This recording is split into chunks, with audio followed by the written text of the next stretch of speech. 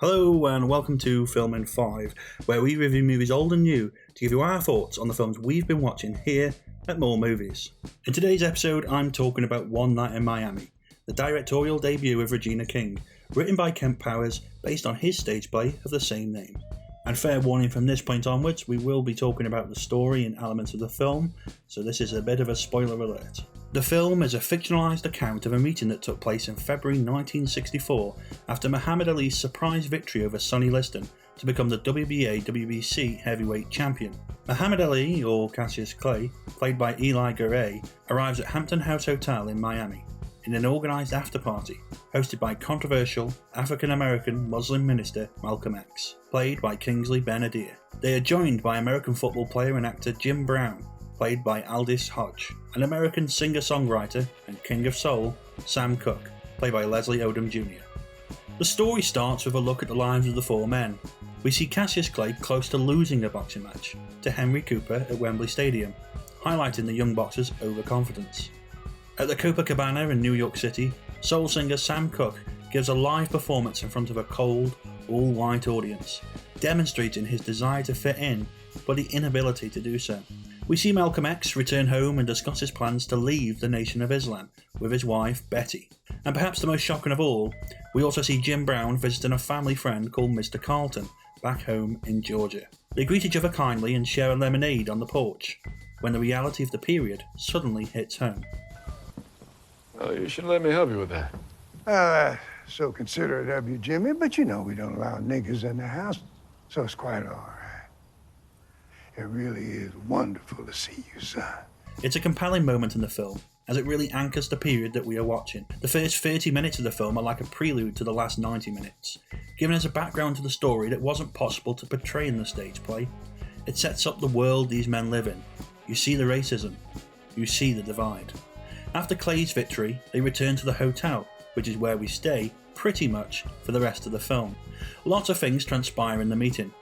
For example, we learn that Malcolm X and Cassius have been meeting for quite some time, and Cassius decided that he wants to join the Nation of Islam and be known as Muhammad Ali. However, these victory drinks soon turn into a friendly but forthright debate, mainly discussing the subject of black oppression. Cooke is noticeably upset at Malcolm X's accusations that he has sold out the black community to pander to white audiences. Cooke retorts that his success and creative autonomy are an inspiration. He also says protest songs aren't commercially viable, of which Malcolm X replies by playing Bob Dylan's Blowing in the Wind. There is more going on than meets the eye, as we realise that Malcolm X is under a lot of stress and understandably paranoid. The FBI is harassing him, and arguments with Elijah Muhammad about the Nation of Islam's direction are playing heavily on his mind. X reveals that it's starting a new organisation, leaving Clay feeling betrayed, thinking this has all been a ploy to use him. All these arguments that take place in the hotel room centre around ways to fight oppression. Is the use of violence the answer? Is being anti-white the answer to those who are anti-black? Are there more innovative ways to use the system to your advantage to help those that are disadvantaged? It's an interesting debate that Kemp Powers cleverly lays out in his excellent script. It's a clever use of these four famous icons, playing them at the centre of this philosophical and political debate, and presenting it in a way that will make people listen. The four characters here are fictionalised representations of the men. They are the myths built up over time, and the film attempts to distill them, revealing the men behind the image. One Night in Miami is not a biopic. We do not delve into the deep history of the people the film presumes we already know about, but instead focuses on one moment in time when these young renegades came together under one roof. Much of what works in this film is down to the fantastic performances from four very talented actors. It's a dialogue-heavy chamber piece, so much so that it's obvious that it is adapted from the stage play. But it works, and delivers a powerful message about a time of racial segregation in the United States that still feels every bit as relevant today. The film ends with Sam Cooke debuting his song "A Change Is Gonna Come" on The Tonight Show. What we know, looking back as an audience, is that he sadly died of gunshot wounds inflicted by a motel manager less than a year later.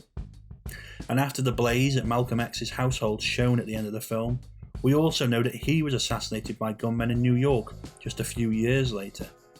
The film is holding up a mirror of the past and comparing it to today. We knew back then that a change has got to come. but we still haven't seen it fully realised. It's been a long time coming, but I know change gonna come. That's it for this review. What did you think of One Night in Miami? Did you find the performances as remarkable as I did? Let us know in the comments down below. Until next time, keep watching more movies. That's it for this video. Thanks for checking it out. Please remember to like, share and subscribe and press the bell icon for notifications. You can see more of our news, reviews and articles over on our website, moremovies.co.uk. And remember to follow us on social media at Facebook, Twitter, Instagram and TikTok at moremovies4u. Remember, if you like our content, you can support us at buymeacoffee.com, link in the description below. To check out more of our fantastic content, click one of the buttons on screen now.